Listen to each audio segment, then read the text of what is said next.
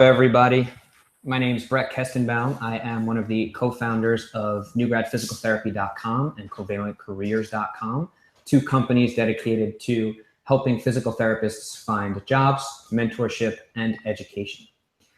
With me today, I have next to me Dr. Ben Fung.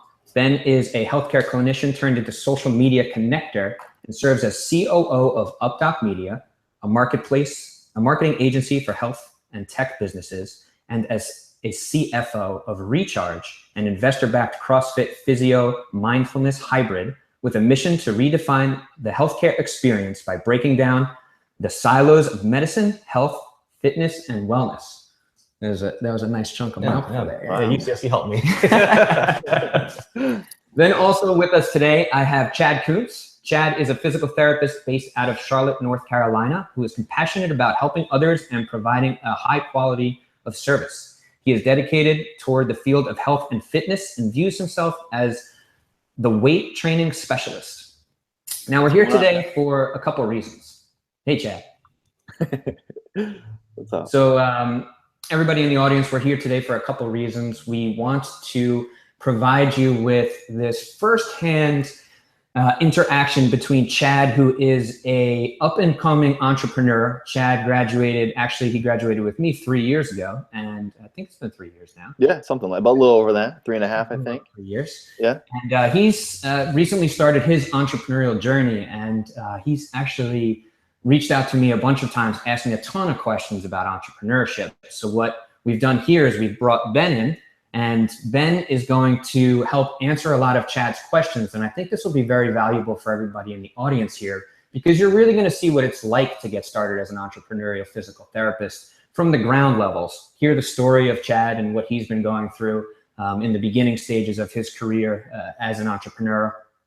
And then see that advice firsthand of what Ben has to offer when it comes to providing that advice for first-time entrepreneurs and really trying to tackle some of those questions that always come up. So Chad, tell us a little bit about how you got started off in your career and what made you decide to become more entrepreneurial as a physical therapist. Yeah, so awesome, a great question. And I think there's a unique story for everyone where this starts for them. Mine was in high school. We didn't even have an athletic trainer. We didn't have a physical therapist. I was super interested in it. And so I actually took an athletic training class for in high school. And I looked at how many hours that they spend, the salary. And even as a modern day physical therapist, I was like, wow, that's really low, if that tells you something. So I was like, that's not for me. I went to undergraduate school, and my major was in health professions because I knew I wanted to be involved in physical therapy. And then when I was in, I went down to Nova graduate school, and that's where I met you, and we were doing our excuse me, whew, I'm excited, nervous, awesome.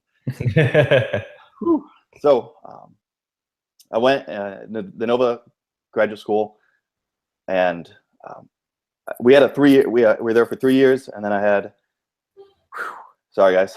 No, it's all good. So this, just for everybody in the audience, this is one of the biggest points when you are starting out in your career. It's always very important to try out new things. And one of those new things is getting in front of an audience, doing any type of speaking. And learning that skill is a combination of facing one of the biggest fears, which everybody has, which is public speaking, getting in front of a wide number of people. I mean, this is going out on the internet, so obviously we're going to be chatting with a lot of people.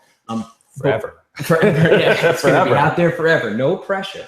But a big thing here is that over time you become much more comfortable. So Chad, it's great that you're getting on here today. Don't worry about how anything goes here. This is all completely educational, but it's, we both have been through the onboarding process of doing things online and in public and everything like that. So we commend you for your appearance as well. Well, thanks a lot, man. Thanks for the break. Appreciate it. So in my 3rd year of grad school, we had a residency speaker come in, and I was super excited about that because I always knew that I wanted to be better, especially in the field of orthopedics, because I feel like within the field of physical therapy, you come out of that and it's very generalized, and I don't feel like you specialize enough. And I always wanted to be that guy that's really good at what I do. And so I actually went out to Arizona. and I had the pleasure of a 1-year residency program through AT Still University, and that's where I really honed in on my skills. And part of the process of me wanting to become an entrepreneur is because I learned what it takes to be really good at physical therapy. I learned to kind of self-reflect, to kind of go through step by step, to differentially diagnose. And really, it takes a lot of time and energy to be able to do that. When I started working out there, and despite the best of the best out there, my mentorships, the clinic that I work with, my boss, it was great. But as a lot of physical therapists know, it's high volume and it's bang, bang, bang, patient after patient after patient after patient. And it becomes overwhelming, and to the point that I don't know if it's sustainable to be able to keep thinking through and to have that diligence of being better for your own clinical gestalt and to help out the patients. And I think it's a combination of compassionate fatigue and just the fatigue on your own stuff, just being able to sustain the amount of tension with every patient all day, every day, if you've got 20+ patients. I just don't think that's reasonable. And it comes down to me wanting to help out people as much as possible. And I think that's where the energy comes from. So despite me, as you just saw like 20 seconds ago, having, getting nervous and excited about all this thing, it's because I'm so compassionate about wanting to do the best for the patient. And despite me having not, like you said, set up in the scenario to be able to talk about this, it's just because I get overwhelmed about how excited, and all the energy going into trying to, at the end of the day, provide the best care one-on-one for the patient. So my business background is very, very small, to be honest with you. And if anyone takes a point away from this, it's if Chad can do it, then anyone can do it. Because I didn't know anything coming out of this, and it's been kind of a nitty-gritty, hustle and bustle, find a way. And so I'm really excited to kind of get some answers just here, working with him, and to kind of start chiseling along and just try to, stay in the journey, stay focused, and to kind of give me more information to stay aligned to what I need to do. So really, it's a long-winded answer to say all those things allowing me to provide the best service, that one-on-one care that I think we're all combating in that busy, typical, hate to say mill clinic, but the volume-based clinics, if you will. So now tell us a little bit about the start of your business and really what your business concept is. And we'd also love to hear about the first sale that you ever made. Nice. Awesome. So really, I view myself as a weight training specialist, and I think that there's a large gap between physical therapy and where we want to get people back into, which is the weight training field. And having a complementary, the CSCS, I actually took that in grad school, and I think that's a wonderful tool to complement the weight training and what you see in the clinic and in the gym. We need to find a way to slowly and allow the people to get from the clinic into the gym. And so I just actually set up in a gym. I was looking for a gym that would allow me to kind of to work with the patients and allow them to get back into that weight training program that they really heavily desired. And I feel like very few clinics are doing that well. I think the corporate care kind of measly band exercise stigma that physical therapy has, I would really love to wash that away and to say, we want to get back to lifting heavy weights. We want to be known as the guys that can help you do powerlifting or strength training or getting you back on the bodybuilding show. I think right now, if you ask 100 people, 99 of them would say, well, I know they use Swiss balls and those little bands and maybe ultrasound, and that's it. Like, I don't really feel like anyone knows what we're doing. And I'd like to kind of be able to start to change that thought process of, no, Dr. Kuntz, he's a physical therapist. He helped me get back, and I'm lifting now more than ever. And they're like, what? That's not what a physical therapist does, is it? A lot of people don't know what we could do or what our potential is to do. And so that's a little bit of background about kind of what I want to aim for. My first patient, I was just excited. I finally had that full 1 hour, that golden hour to treat someone and to truly listen to the story and be compassionate about it. And while it was awkward and I was uncomfortable, I didn't know what was going on. I didn't know if I had the right paperwork. Am I going to get sued? Like all these things, you start wondering, I'm not really sure, but I really want to help this patient, And so I offered at first just kind of working with the new gym, kind of a free hour treatment here or there, just to kind of get the name out. And then when I first took like the first payment, it actually went through the gym because I didn't have a way of processing that. Like, there's a Square. I recently acquired a CardPoint, and they're a great, wonderful system to be able to easily process any of the transactions. But I had no idea at that point in time. So it was just more like I wasn't documenting anything. I probably should have been. Now I have a little more conventional with the computer and using a new, EMR and Google Drive, that kind of thing. So the first one is just compassion, didn't know what was going on, and I kind of laugh when I look back. But hey, you have to start somewhere, and again, that's what we're kind of going through when we use this podcast. This is raw, real, and I think most, marketable social medias show the people way up here and there. How much are you going to make this month? Oh, I don't know, 10,000. What? I'm just trying to get off the ground. What happens from A to B? How did you get there? And that's what we're trying to fill in the blanks here, and I think that's why it's going to be so powerful. Yeah, so tell us a little bit about what you spoke about with that first client, that first patient, to get them to convert to joining your service that you offer. Nice. Now, I wasn't probably as comfortable and fluent as talking to them back then as I am now in regards to how do you answer the question, are you going to take my insurance? I think that's, especially working into the cash pay, you're going to get asked that by everyone. I wasn't even good at answering that then. What I was good at is listening to her story and being compassionate and wanting to help her. And she saw right through that. It was very transparent, and she knew that she was going to get really good care. She was wanting to return back to work.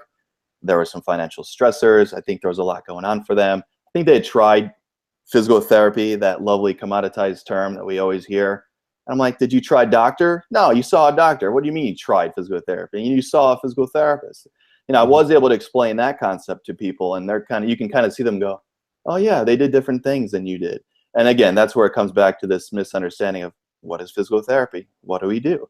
And a lot of people still don't know that. So if you can explain to them kind of how you would like to approach them after you very thoroughly listen to the story, you take them through some exercises, you explain your thought processing as you're doing it, you set your expectations, and you set what their expectations are. You listen to what they have to say. And too often physical therapists are always wanting to hear, or to say what they want to do. Well, are you listening to the patient? What do they want to do? If they're limited in shoulder flexion, you might set that goal for them, but then that may not mean anything to them. What if they want to be able to pick up their grandchild or something like that? Are you working towards that? Or are you happy that they have full range? They'll look at you like, well, great, but I still can't pick up my grandchild. Like, it means nothing to them. Yeah. So again, kind of a long-winded story, but it's to say, listen to the patient, and she could see that, and I still, have that compassion as I did that first day to listen to them and to achieve their goals, not just mine. Now, Chad, something for you and actually everybody else in the audience. Fantastic book, and I would actually recommend the Audible version of this because it comes with an additional 15 hours of commentary. Is called How to Close the Sale by Zig Ziglar. It will absolutely change your life. It will change the way that you interact with patients.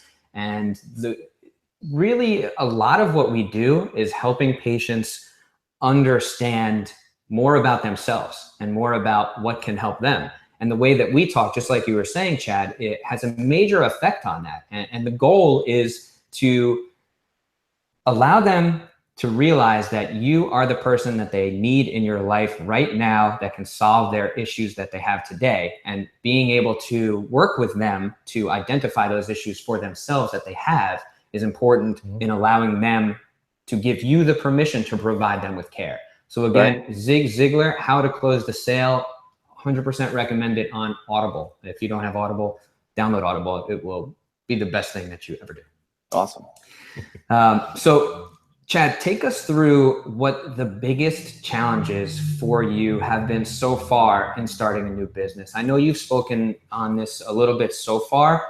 Yeah. But really, what has been that biggest thing, the hardest thing, the thing that keeps you up at night?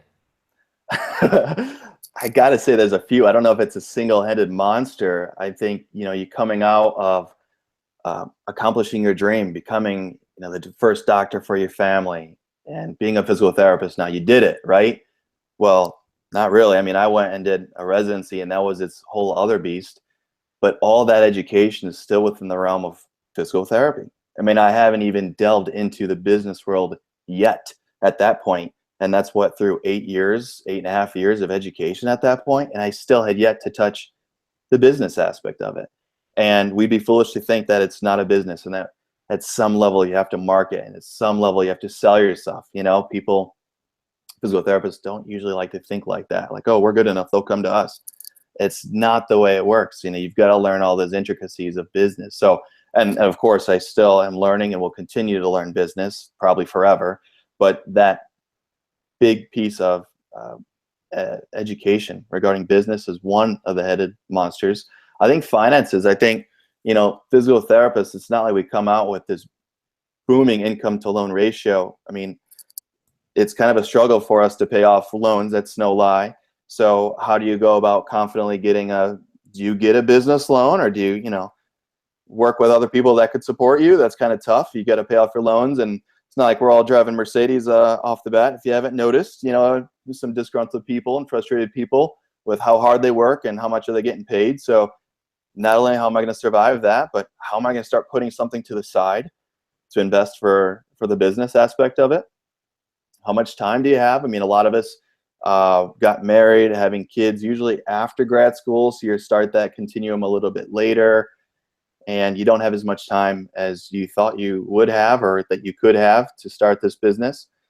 And then there's one little message too of health insurance. I mean, kind of as ironic as it is for me charging cash pay PT, you know, I kind of saw in a forum this guy said, well, if I'm going to charge cash pay, I'm going to pay cash pay for physicians and only the best. And I'm like, well, that's a lot of money. And that's like, I at this point in my life, I need health insurance. I need that. We just had a newborn, you know, and so that's a must for us right now. So, you know, whether that's, can the wife get it at some point, or do you pay out of pocket for a marketplace, which is a ton of money and not too much back. So I know you asked for one thing to keep you at night, but I think those four things compose that big monster. And a lot of us probably aren't saying these things that are limiting us, but I think subconsciously it's going through the back of their mind of, never mind, I'm not going to start this thing. I got to pay my loans, or I don't have time for that. I want to enjoy my Saturday nights and Sundays. And to be honest with you, if you don't look to invest time on the weekends or additional time, despite your 40-hour week or however you want to split that up, it's challenging. So I think those four things would make up the one big problem of how do you step aside and do this on your own. Mm-hmm. And that's, you know, those are very common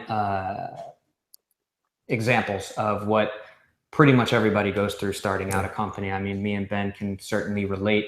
When I was starting off, I had those same thoughts, and, you know, what the direction that I took to handle those financial questions was to do per diem work at the hospital around here, which paid a really great wage for a new grad. I was like super fortunate, came in right before they changed all of the pay rates. So, you know, thank you. Yeah.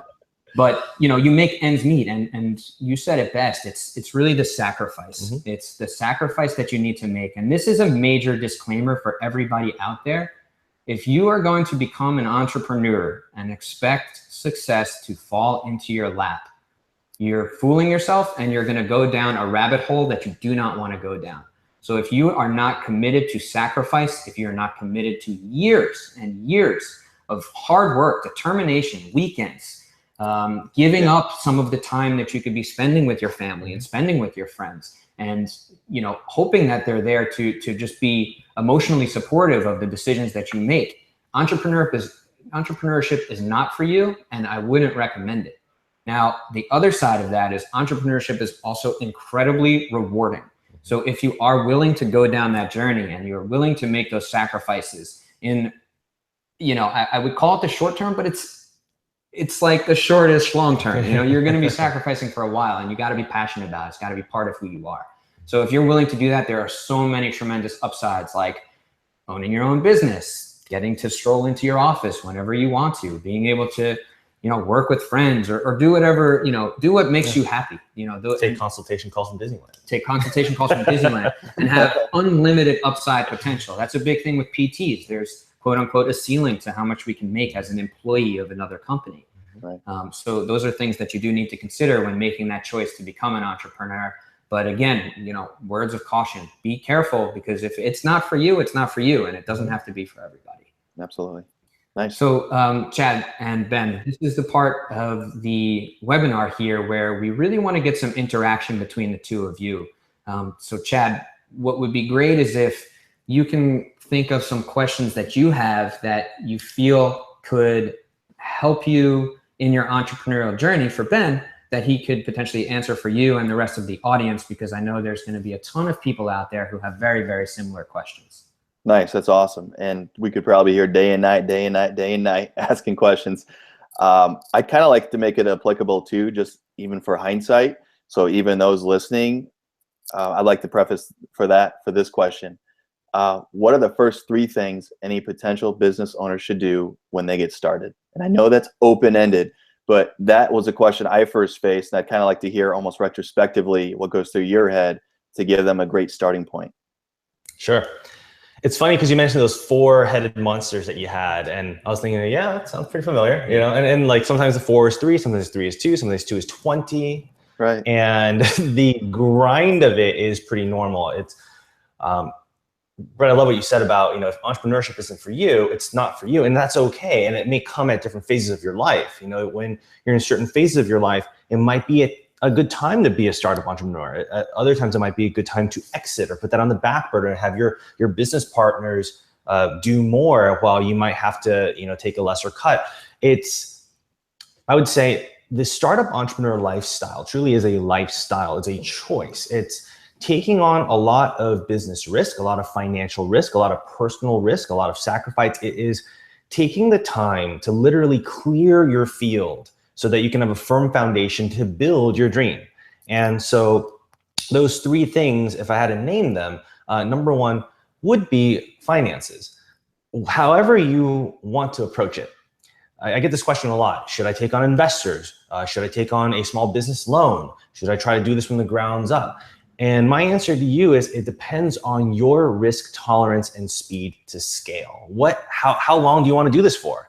Because if you do this, you know, from your own pocket, it may take you a decade to build what it may take you a year to build with an investor. But now with an investor, you don't own all of your own company. You have to report to other people.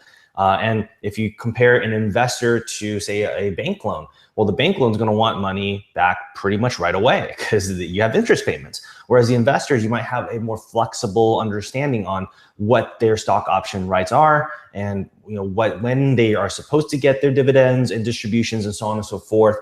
You just have to define for yourself what it looks like for you to clear that field. How big of a field do you want to have, and how quickly do you want to build that, you know, your own Disneyland, if you will. The second thing is make sure you have a marketing plan, even before a business plan. You know, a lot of people, I feel the business plan is really just a discipline. It's a physical discipline of writing down, this is what I want to do. And there's plenty of psychological research that if you write it down, you do it, or at least you're more likely to do it. The marketing plan to me is more important in that now that you have this plan of what you want your business to look like, how do you actually grow it from the grounds up? What kind of, using the house analogy, you know, what kind of lumber do you need? What kind of infrastructure do you need? Again, what's your speed to scale? How quickly do you want to get this thing growing? Because every single hump in scaling requires that much more time and that much more resources and that much more sacrifice on your part as a startup entrepreneur and business owner. The final thing I would say is this truly your passion? Is this idea part of who you are? And really make that established, because I've seen plenty of people dabble in the startup entrepreneur lifestyle, and it really is. It's kind of like, let me try it out. It's kind of like, let me try out surfing, or let me try out martial arts, or let me try out horseback riding. Versus, I don't care how difficult this is. I am going to pursue this, and this is going to be part of me. You have to kind of have that gut check of making sure this is it. And this comes from somebody who's pretty much risk averse and has a lot of corporate America background, which doesn't think favorably on startup entrepreneurism, because corporate America is all about taking something that is already big and just making it slightly bigger every day by day versus taking nothing and literally turning it into everything that you are. So just for everybody out there, I just wanted to talk a little bit about scale. That's basically a term that is, can you take 1 unit of something and make it into 2, 4, 8, 16, 32? So that's talking about the growth of a business and thinking about how that business is going to grow and how fast it's going to grow. Awesome. That was stellar. That was perfect. All right. So another question, actually pretty prevalent for me now, and I think even for those who would first go about starting a business, when and how should you go about, I guess, I don't know if it's fair to call it purchasing, but working with a health or business coach, and kind of what would they be able to offer to help guide you throughout that process?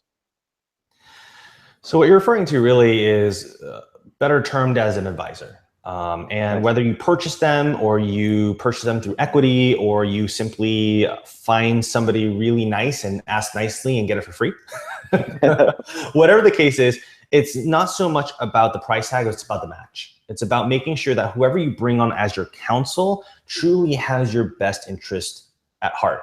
My own personal example, I didn't have to pay for it. I just found a mentor, and maybe mentorship is probably better than even advisor, is you find a mentor, and my mentor essentially promoted me outside of the organization. You know, in not so many words and saying all the right words, because he was in a high position where he has to say the right things every day. He essentially told me, look, if there are opportunities outside of the organization, promote yourself that way and pursue them. And that was his way of saying, be more. And he told me those words, be more. Nice. Going back to, you know, the purchasing really has to do with your psychology and your behavior as a person. What's your personality? There's a wise saying I've heard once, that if you pay attention. And I remember taking one-on-one lessons with this one martial arts coach way back in the day. And for the most part, I still remember everything because I paid like, you know, $100-something an hour for that stuff. And so after $5,000, $6,000, $8,000, $9,000 over X amount of years, like I remember basically everything. I may not remember every word he said, but the essence of everything has stayed with me. And so if that's part of who you are, then yeah, pay for something. And you can pay for a health business coach, or a business coach, or a finance coach, or a marketing coach, or a personal development coach, an entrepreneurship coach. You can pay for any kind of coach or consultant that you want, from anywhere from, you know, $50 an hour to a couple $100 a month to several $1,000s a month, to even, hey, you're going to be part of this 18-month plan and you're going to pay me $3,000 a month and you're going to love it. And so it really has to do with the match, not necessarily the numbers. When do you want to do it? As soon as possible. Get mentorship.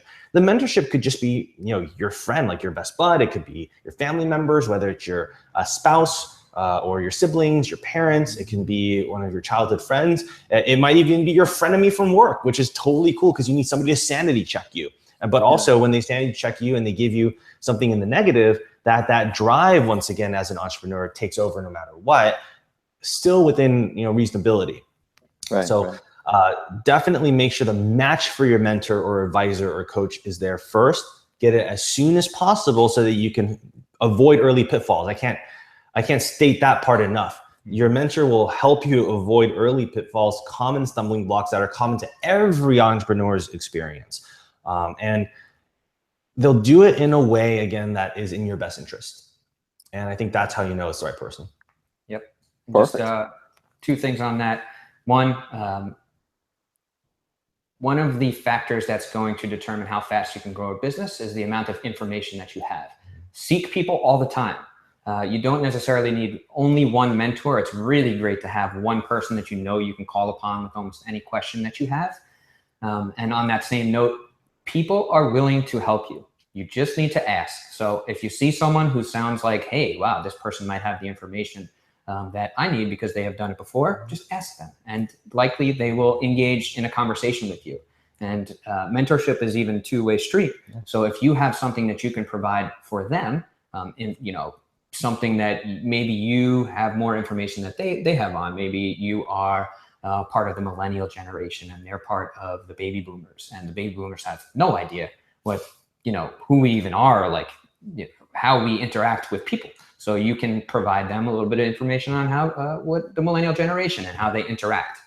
So think about those things. Awesome. And the other is a great resource for finding mentors is on LinkedIn. So you can search for LinkedIn for terms that are within your business entity, and then just look for people who potentially even appear like experts. Reach out to them and have conversations. If it's not the person for you, if it's not a good fit, then you don't need to call upon that person again. But seek that information readily, and you don't need to stick with just one person.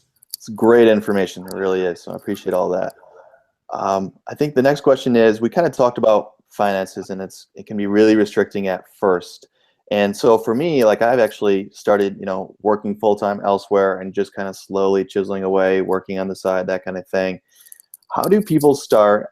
And then for me, how do I end up deciding when the time is right to either transition into part-time, or when do you make the plunge, or could you make the plunge off the bat? I think that's, when I listen to podcasts, I don't know if I've heard like a nice recipe to get people there. It's usually been off of just gut, which I admire, and just heart to, I'm just going to do this. But is there like some sort of way or recipe to understand, is this the right time for me to make the plunge, and how do you figure that out? So I'm going to point this with a quick shout out to my mentorship group, the Pathfinders with UpDoc. And something that we cover in this mentorship group is something called a decision matrix. And it's to back that up, in terms of human psychology, is what we know about the human brain.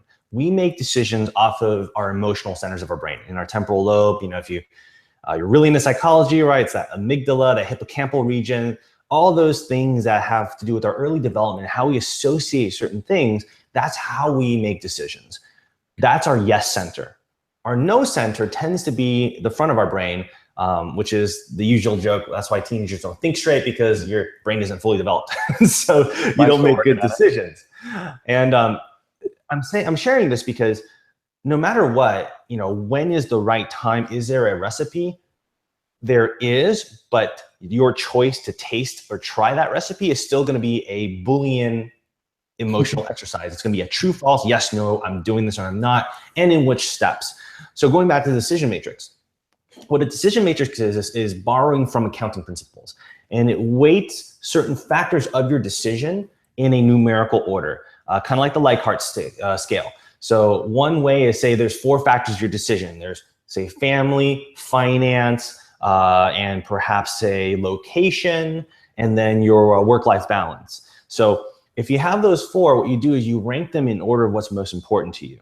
And then between several decisions, say, chip away at it slowly and bootstrap, do part-time, or take the plunge, you compare these 3 and you basically on your gut go, okay, well, if I'm going to just chip away at it slowly, I'm going to have really high family score, but I'm going to have a medium finance score, and I'm going to have basically perfect work-life balance, but I'm going to feel miserable about it, and whatever other factors you have. And you compare that to each one. And what you'll notice is when you put this composite score together, and there's a whole, we can share a link later.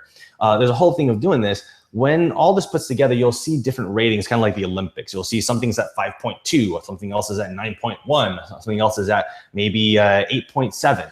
And this is a way for you to gut check yourself, because it's very much like flipping a coin, right? If you like, I don't know if I want to eat Chinese or Japanese today, or Mexican or Greek, right? And you go, okay, well, heads for Mexican. You flip the coin. When the coin lands and you see the result, you're either intrinsically excited about it or a little bit disappointed. Everybody is, right? And this is a way for you to recipe that out and go, oh, you know what? I'm a little bit intrinsically excited. Cool. Maybe this is the decision for me. Or you might go, no, I think I need to start this yesterday and take the plunge. So nice. Something like a decision matrix is a good way to give an objective reflection of what your subjective decision innately is going to be. And by doing so, you can track it over time. Example for myself, when I finished my MBA, and this is your classic entrepreneur experiences. I finished the MBA because I wanted to be in executive healthcare leadership. I wanted to be in a big organization where I can basically go, look, all musculoskeletal care goes to a PT first. Like, I wanted to be able to do that and like put that on my lifestyle, right? Like just game of life, was able to control an entire health system. All musculoskeletal care goes to a DPT. Like, and that was like a life goal at the time. But every place I went, they saw I had a DPT and an MBA. Oh boy, you should go and be a rehab director or an area manager. I was like, I already did that. That's not what I want to do. And so probably over 500 MBA applications later, they all wanted that. That was part of the factor that drove me to this entrepreneur journey and lifestyle. And one of the avenues was potentially going to be joining the Disney Institute, but that would have been as an intern, which I felt was probably not the best match for somebody who's gone through grad school twice. So in doing that, we did this, my family did the same thing. My wife and I sat down and we did these different decision matrices of all these different possibilities of where we might go. And no matter how we try to futz with the data, staying in San Diego was always winning out by just leagues and bounds. And it was one way for us to almost stack the chips against what we knew in our hearts to be the right choice and say, no, there has to be a way for us to go out to Florida. There has to be. Right. And there wasn't. There just isn't. And that's, again, a good recipe-based, if you will, a good objective measure to check your subjective inclinations. Awesome. No, that's perfect. I'll probably even go back and listen to that a few times. I think you had a lot of good nuggets in there. So I really appreciate that. We kind of talked a little bit earlier about the fact that a lot of people don't know what physical therapists do, including gym managers. And so here I was trying to, work my way into the gym and just had this awesome idea and notion that I would walk in and talk to a few gym managers, explain what's going on. I'd say, this is the cut or per lease, and things would just magically work out, right? Definitely not. Okay. So if you're going to try that, you haven't tried it yet, PTs, be careful. And hopefully you can learn right now about what we can do. Case in point, how do you find a gym? And I'll use the word to find the most fertile environment for you to grow. And how can you help educate, meanwhile conducting business, to gym managers what you guys are looking to do? Because I had some gym managers, and believe me, I failed a few times before I found this awesome gym that actually kind of had a sense of what could be done and the potential with working with physical therapists and the synergy that we could do together and personal trainers and stuff. But I had a few that were just throwing out numbers like 50-50, for every patient you take 50, I get 50. And then some were fearful of, you're going to get to know all my patients and then you're going to go set up shop somewhere else. So in hindsight, and if I were to move and set up somewhere else, I could use this as well. How do you provide some information up front to gel that out and to make that work and to find a place that's right for you? I think find the right place is probably the key place to start. Business is a game of relationships. I used to say that business is behaviors guided by rules in numbers and relationships driven by value. And so if you take that kind of diamond, if you will, of business is behaviors driven by the rules, or guided by the rules of numbers, because you have to have numbers, right? You have to be in the black, can't be in the red. And relationships, because it's a behavioral component of people relating to people driven by value. When you have that in your head, you can almost map out, if you will, using this model, your unique value proposition versus the classical model, which is jobs to be done, gains made, pains killed, or pains alleviated. They say it all different ways now to be politically correct, because the word kill isn't great. But I mentioned this for a couple of reasons. For everybody watching, and Chad, you've obviously already learned this, is make sure that you partner with the right people. Whether it's a business arrangement, an operating agreement, a profit share or revenue share, whatever the arrangement is, make sure the people is that relational component is the right fit. Otherwise, you're going to be in headache city hell for the rest of your life for that particular arrangement. Then we speak to the branding piece of, how do we share what we do in a meaningful way to both the general consumer as well as the potential business associates that we're going to have. And I really think the best way to go about this isn't to brand physical therapy. I think that's where most clinics, everybody in our field does this wrong. There was a famous Harvard professor quote that said, people don't want to buy the drill, they want to buy the 1/4-inch hole in the wall because they want to get stuff done around their house. Nice. And so what you really want to do is you want to brand or share the value you bring, not how you bring it. You want to share from their perspective how your presence is going to add more value to their lives. And the V word value gets thrown around a lot, but really what jobs are going to get done for them? How are they going to make more gains with your presence than losses? And how are you going to prevent losses or take away some headaches from their daily lives as business owners, as operators, as managers, as healthcare and fitness consumers? When you brand those things, you don't need to think about the label physical therapy, even though that's so much about our identity. And this is a classical marketing equation problem, is brand image versus brand identity. The identity is what we know you can do. I know I can help you so much, but the brand image is what the healthcare consumer or potential strategic partners imagine us in our heads to be. So if they imagine ultrasound and they imagine traction tables and they imagine parallel bars and more of like an inpatient situation, then we need to speak to that, not who we are. And probably one of the best ways to pursue, the specific situation of like a micro practice within a gym or within a yoga studio or subletting from a medical practice or even a chiropractor's office or a dental office or optometry office is really to see where their possible gains and possible pain problems can be and how you can fit that picture. And then when you speak their language with how you do, it becomes an automatic fit. They're no longer thinking of you as a physical therapist or somebody who's from the physical therapy industry. They're thinking about you yourself, that business relationship. That is how you get that much deeper and making sure also that's the right fit. And then all of a sudden, it's interesting. You'll notice this, is that your customers all of a sudden come to your defense. And by proxy, the defense of physical therapy is that you'll hear this story. I hear it all the time. It's like, yeah, I had this patient. I couldn't get them to stop talking, but they just kept telling me about how they were, walking down Trader Joe's or Ralph's or whatever. They overheard some murmurs about how bad their physical therapist was. Oh, you should come see mine. We do all these different things. Like, that doesn't sound like physical therapy. I know, right? And that's because you have done such a good job addressing the consumer or the end user pain point rather than trying to teach them what your identity is. Nice. And from there, their imagination of you becomes your identity. And that is a very scalable brand standard. I think you're so right. And just to kind of touch on that, actually the first gym that I went to was just an awesome couple, lovely couple. They built this gym from the ground up. And you could just see, and I was obviously inexperienced at this time about all of what you just said, which was brilliant and spot on.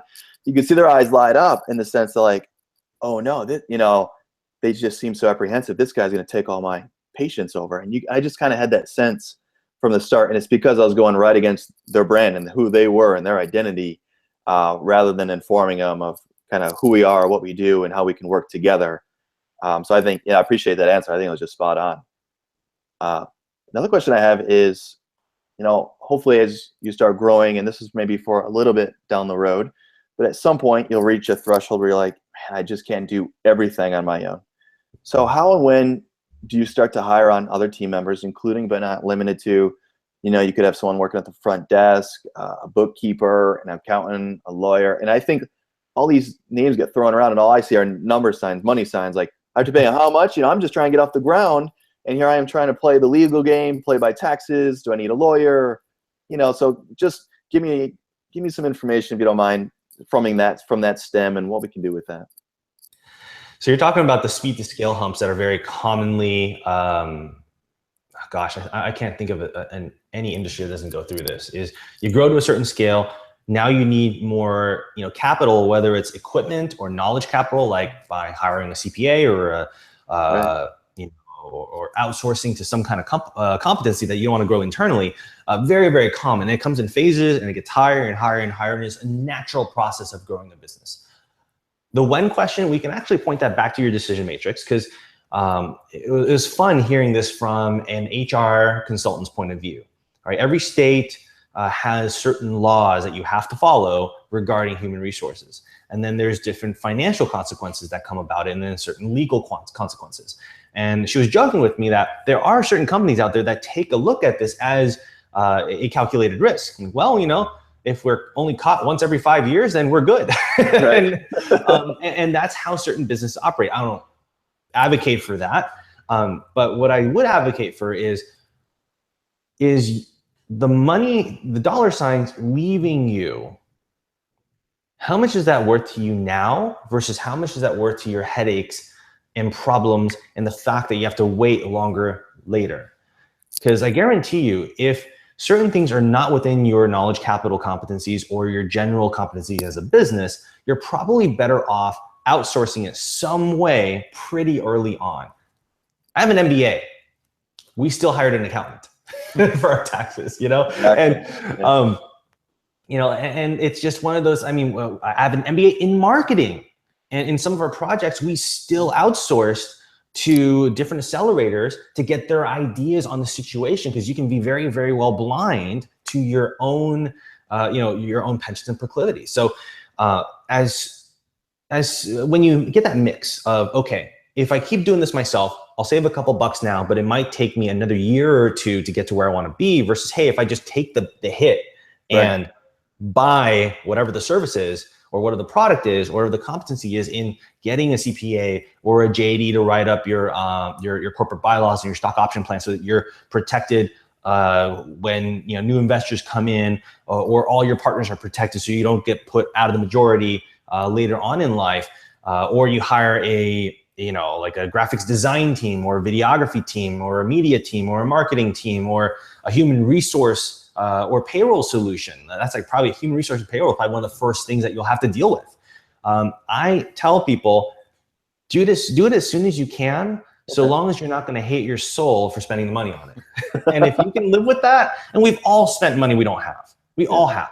Yeah. But business is a calculated risk.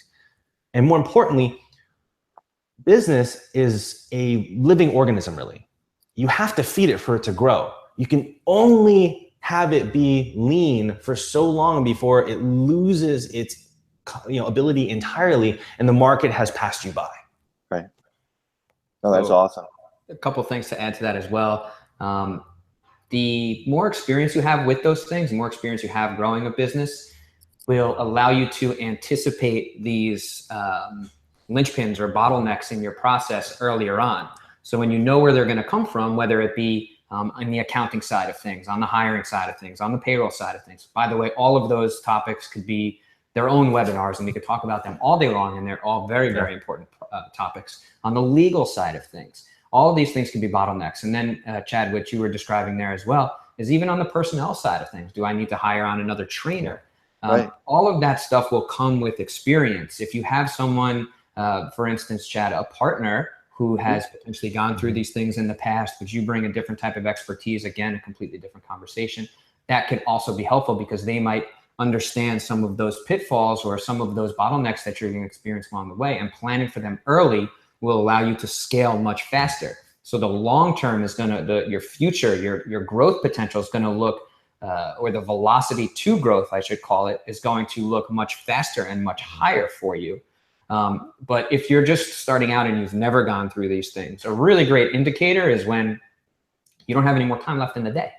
And then you need to look at your day and find out what is your core competency. That's typically the thing that you want to continue to do. A lot of times you can read the E-Myth, really great book. That will talk to you about thinking about yourself as a business versus thinking yourself as a physical therapist or a part of your business, working in your business, working on your business, two different concepts. Nice. But really the indicator for you, I think in your situation too, Chad, is going to be, is my day filled to capacity? If I put any more effort in, can I get any more out of it? Right. And then at that point, you look at what are the parts of my day that I can give off to somebody else, pay them a fee, which I can get a return on. Even let's say it's an admin assistant.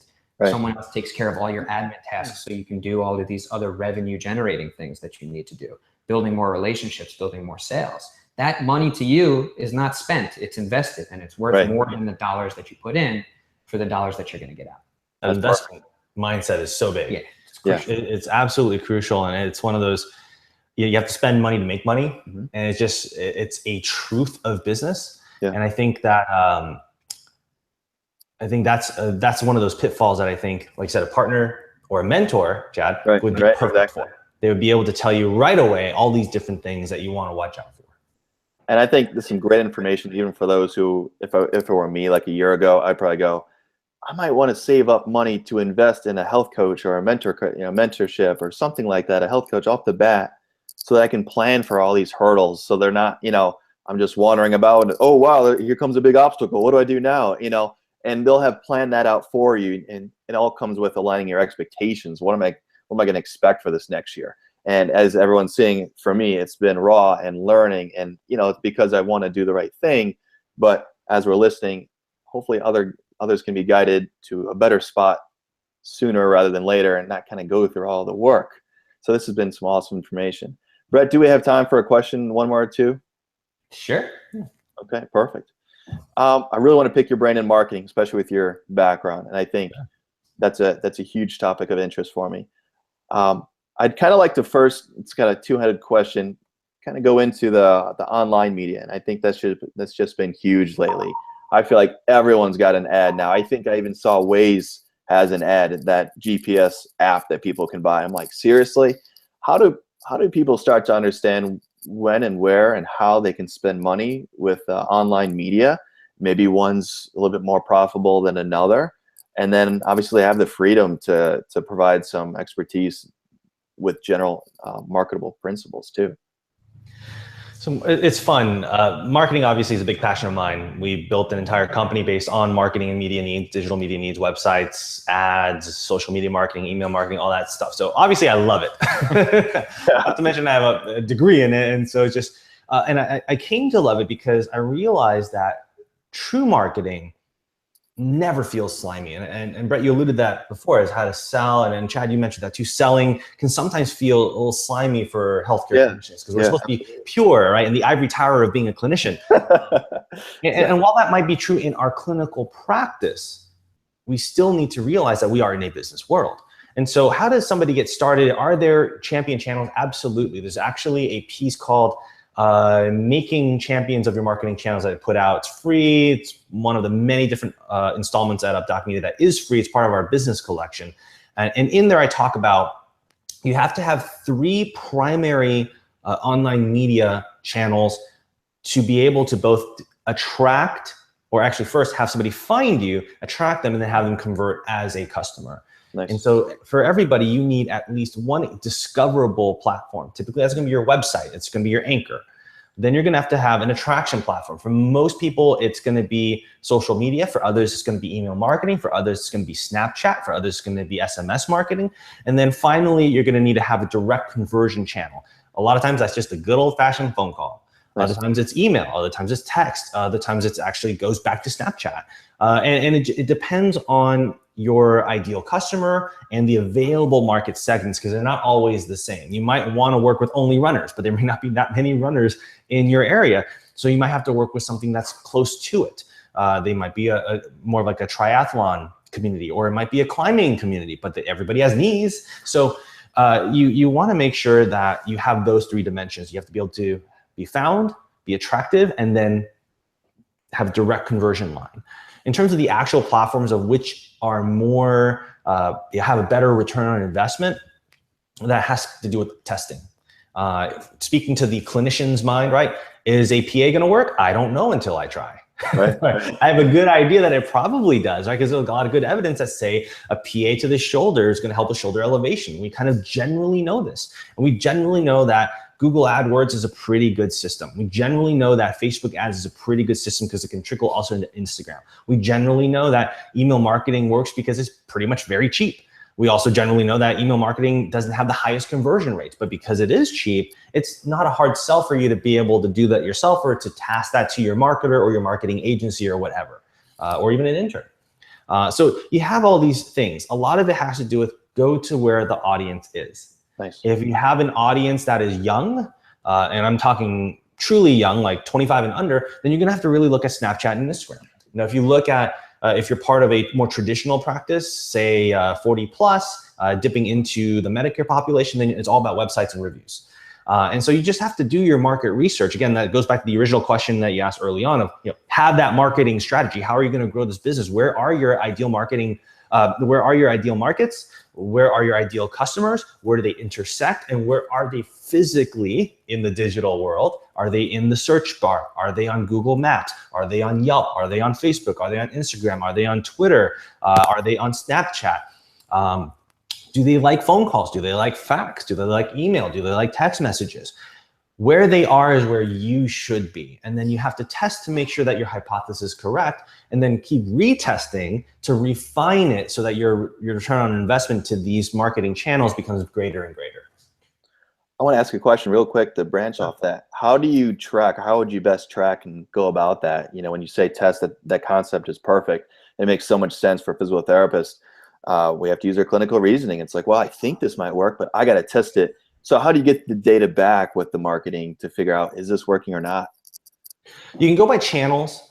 You can go by campaigns. My favorite, which most startup entrepreneurs tend to appreciate later, is doing a financial analysis. So by channels is pretty simple. It is on every single intake form or intake process, or we call it the 3 R's: reception, reactivation, and reviews. So every single lead and customer you receive, you want to know A, what their lead source was, and B, what their conversion journey is. It's not always the easiest ask because it might be kind of inappropriate depending on your circumstances, your brand, and what kind of service experience you want. But even if you have only a sample of it, say you have 1,000 patients in a block of time, and this is your first test. So you've thrown some money at Facebook, you've thrown some money at AdWords, and you've thrown some money to make sure somebody posts regularly for you on Facebook and edit some videos together, whatever. Right. So then what you do is you go, okay, out of these 1,000 people, how do they hear of me? If 200 came from word of mouth, 500 came from Google, and the rest don't remember, well, I'm gonna go, okay, so I'm gonna spend a lot more money on Google AdWords. Nice. And then you also have to track the conversion journey. If the 500 came from Google and they all went to my website and they called there directly, that means I need to spend more money on the next version of my website. However, if the 500 went to my website, checked out my Facebook, and called from my click to call button on Facebook, that means Facebook is still important. It's just not the ads on Facebook that are as important. I need to still spend resources on the Facebook ecosystem. So that's how you test it by channels and cross channels. Tracking it by campaigns is a little bit more quarter-based or sometimes month-based, and it has to do with how you want to campaign for your brand. Am I going to make this quarter all about knees or all about swimming, or like in San Diego, all about surfing? If everybody has wrecked shoulders by September, it's because they've never surfed before, but San Diego is an awesome place to learn. And so now you want to figure that out, right? And so what you do is you go, okay, I'm going to spend X amount of money on all my platforms based on shoulder. And see how that does to something based on, say, the general brand compared to low back, compared to whatever problems, again, that I'm trying to solve. And it may not be body parts. It might be baseball season. San Diego is a huge youth baseball arena. We send little leagues out to championships all the time. And in your various regions, you're going to have similar things that are regionally specific based on your regional culture. Finally, my favorite is financial analysis. To me, this is the most significant because it doesn't assume that the different platforms are exclusive and independent of each other. And I think that's a danger. It's a very big danger for a startup entrepreneur and any kind of person in a business management situation where they have that authority to go, okay, well, I didn't see any new patients from Facebook. We're going to cut our spending altogether. And that could be a terrible, terrible thing, because it might be that Facebook is a critical part of the customer conversion journey. And without that, they won't buy. A classic example of this in supply chain management comes from department stores. Is a lot of department stores back in the 80s and 90s found that it was very profitable for them to lose money by having a baby section. Why? Because young mothers would spend more in the toddler section. They would definitely have a direct profit loss on every baby item, but they would get 3 times their spending in the toddler section. And this makes sense because I have a son and he's 4. And so I've just went through this, right? Like, I'm not going to buy baby stuff. And Chad, you're going through this too. You're not going to buy that much baby stuff because you're going to outgrow it tomorrow. Right. But I'm going to buy a whole bunch of toddler stuff because I know they'll always grow into it. Exactly. Nice. So that's one of the things that big department stores learned early on in these financial analysis stuff. When Excel spreadsheets and different softwares came out, we were able to analyze this stuff and go, oh wow, losing $20,000 a month on baby items is totally worth our inventory because we make a profit of $100,000 a month on toddler items.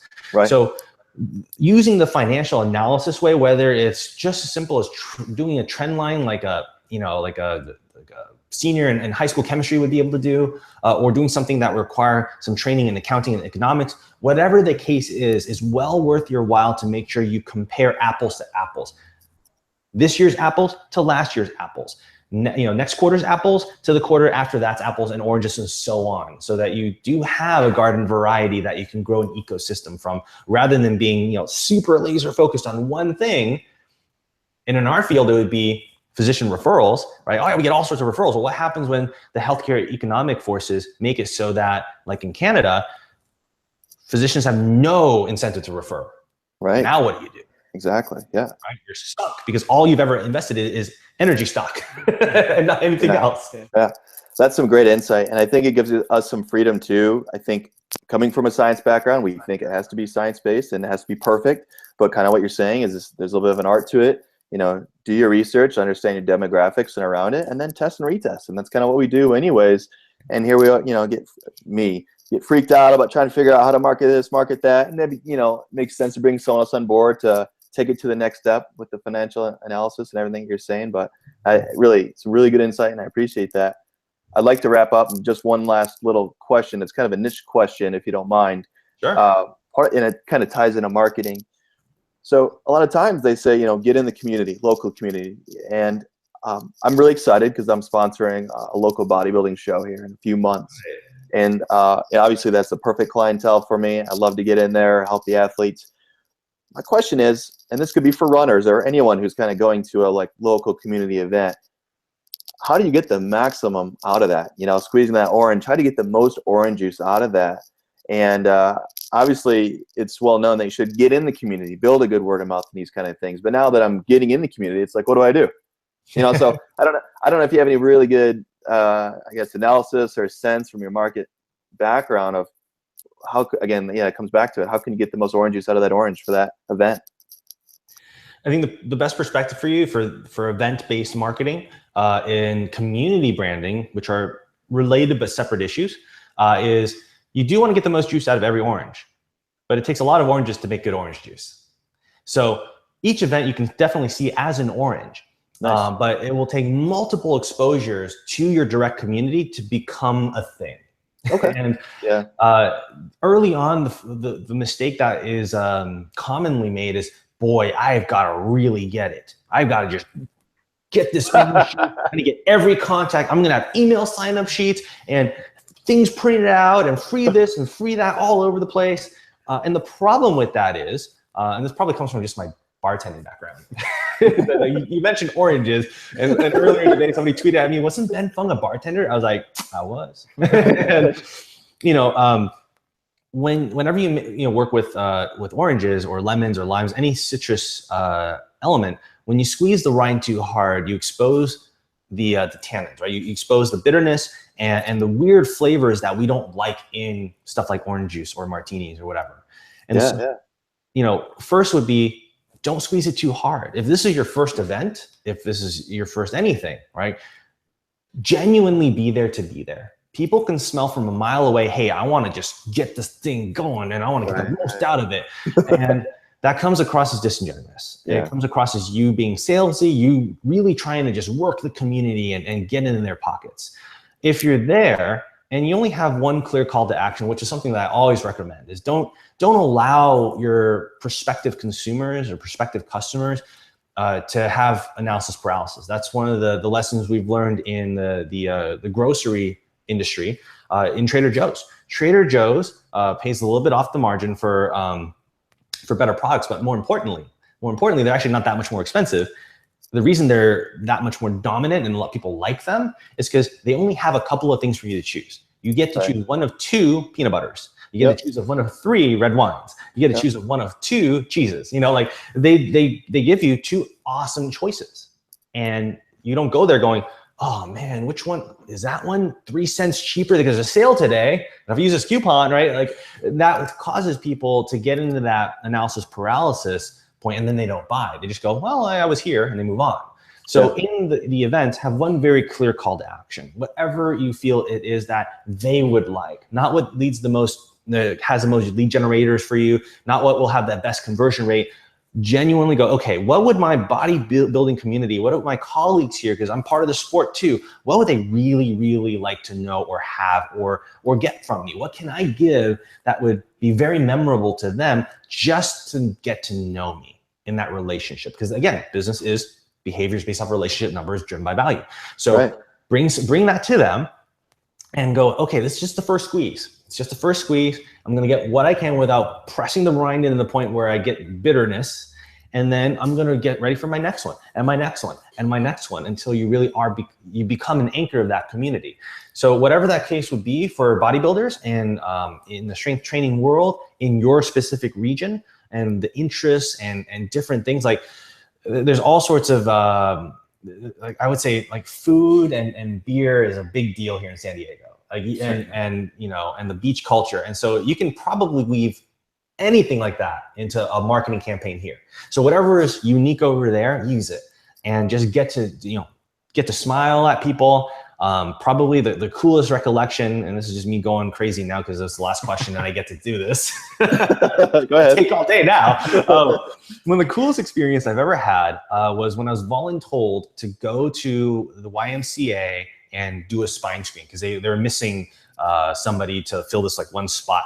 And they didn't give me anything. I didn't have trifolds. I didn't have like a poster or an easel. I didn't have a banner. I didn't even have like a tablecloth. It was like this old rotted picnic table from the YMCA. I got this printout, and I think it was dot matrix from the medical printer back in acute care. You know what I'm talking about? It was like spine screen, right? And there I am in my scrubs and my lab coat, but this particular health fair, probably similar to what you're going to experience, would allow certain numbers of people every 30 minutes or so to come in there and peruse all the various booths, including my rotting wood table, spine screen table. And the really cool thing that happened was that table expanded. I was at the end, which in that case was actually really terrible because I didn't have anything fantastic to share, right? Nothing visual. But what I did garner was a crowd because I had nothing to sell. I didn't even have flyers of, hey, come to my kettlebell class. Nice, it was, okay, let me screen some spines, right? And what ended up happening was we pulled out all the YMCA basketball bleachers on that side so that we can create kind of this little like Agora audience. And there was 20 to 30 people out of 50 people that I allowed every single half hour to trickle in and out at any given point in time. Some people stay for 2 hours just to watch me do spine screens. And it wasn't like I was doing like high level fellowship stuff. I'm not like a McKinsey diplomat, but I did use some of those very basic principles, the kinesiological things that blow their minds, and I guarantee you, if I did that regularly, like I probably would have won the best alternative exercise studio in San Diego, but I didn't get the opportunity to do so. It's just kind of a one-off. But the lesson there was just genuinely and authentically be there to help people and make connections. Awesome. And, one final point on that, to hone your craft every time, every interaction that you have with someone, ask them, what can I do to improve upon this? What would bring you more value? So that literally the people are going to tell you what you can bring to them that they would then either buy from you or allow you to provide your service for, or they're just going to tell you so much stuff that you would have really never come up with on your own because they're thinking from that consumer mindset. You're thinking from the practitioner's mindset, and then you meet in the middle with the question. And then when you're going to get that answer, the next time you come around, you can try out all of the new stuff that you've learned from the people that you're going to be providing your service to. Yeah, that makes a lot of sense. That's perfect. Chad, Ben, thank you guys so much. I know we did run over 10 minutes here, but I appreciate you guys both jumping on here. Ben, really informative. Chad, same thing. Very, very informative there. We appreciate you stepping somewhat out of your comfort zone there to join us on this presentation here. For everybody in the audience, we do apologize that we didn't have enough time to get to the questions that you guys have for us as well. Potentially we can provide you guys with another webinar in the future. So just look for a couple emails that we will be sending out about that. If you do have any questions for either Ben or for Chad, just leave them in the comments box below, somewhere around this area over here, and we will get you answers to those questions. Ben, where can people contact you if they would want to get in contact with you? So whatever platform you're comfortable with, all my handles are the same. It's just at Dr. Ben Fung. So that's Twitter, Instagram, Snapchat. You can email me, ben@updocmedia.com. And you can even text me, 470-BEN-FUNG. And it goes right to the phone over there. Nice. And Chad, same question. Feel free to reach me on my personal, 269-921-1811. I love to chat with people. I'm not afraid to put my phone out there. I think sometimes people get shy to put it away, but I'd love to have a conversation with people, throw it out there. Website is primemovement.com. The I in prime is a 1. And then keep that in mind when you put in hashtag @PrimeMovement and on Instagram and Twitter. I like to post all that strength and conditioning workouts and tips that you might have on that. And then feel free to email me as well at 1primemovement@gmail.com. Again, just with the 1 where the I is. I had to put a 1 in front of Prime Movement because apparently someone else took it, but I don't know what's going on there. So once I get updated on Google, I get the @Prime Movement, then I don't have to worry about it. But for now, that's where I'm at. Thanks a lot, guys. I really appreciate it. It was great. And I'd love to have another chance at this and redemption. And that was fantastic. So I really appreciate it. Great information. Yeah, and thank you, Chad. And we're excited to follow your story throughout your entrepreneurial conquest. And always feel free to reach out to us if you ever are looking for any advice on any topics. We're always here to help. Awesome. That was great. All right, everyone. Take care. Take care.